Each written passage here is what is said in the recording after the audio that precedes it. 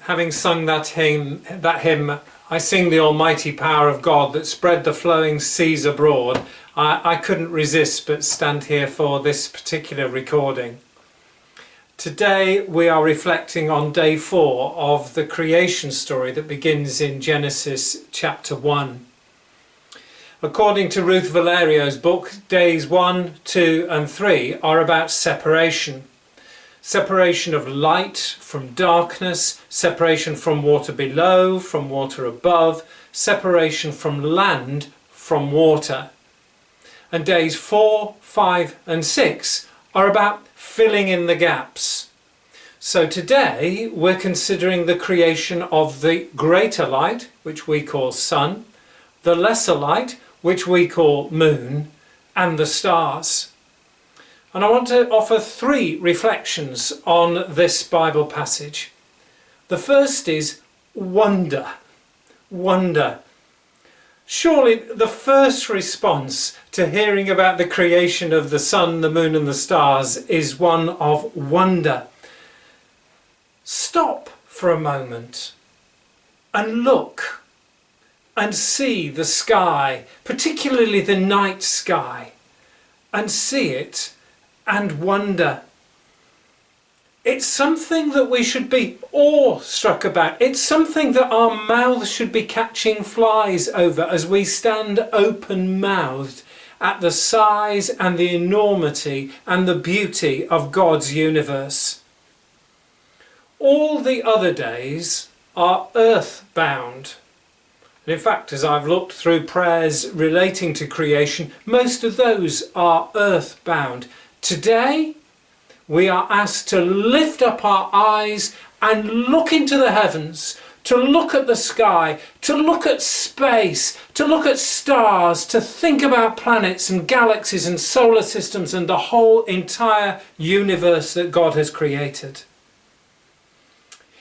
As a family, we used to rent a cottage that was a converted Methodist chapel, and it was very remote. It was on the borders of Cumbria and the Yorkshire Dales. And on cloudless nights, we used to love to go outside and look up at the sky. Amazingly, God had provided for us on those nights more stars in the sky than we saw when we were at home.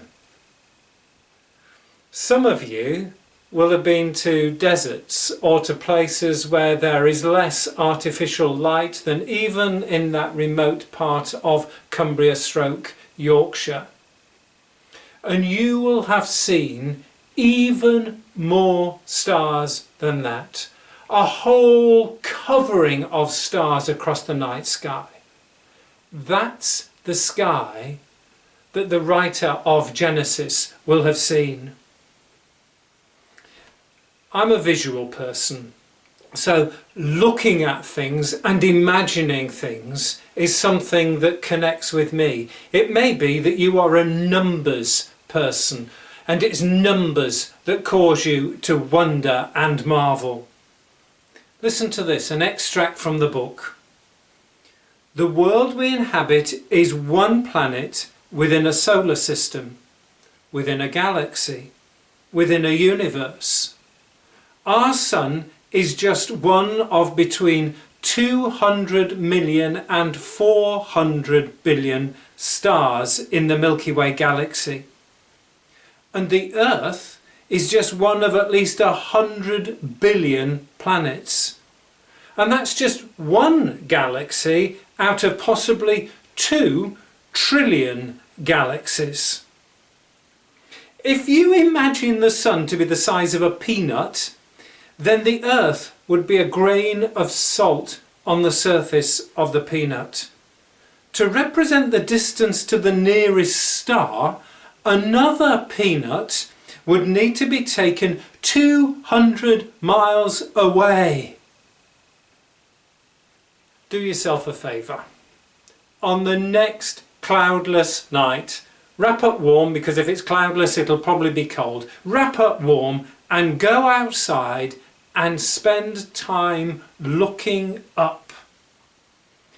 Enjoy the moon, if there is one, Marvel at the stars and remember some of the light that is entering your eyes from those stars left those stars hundreds of years ago. And then picture the millions of stars that are just beyond your eyesight's reach.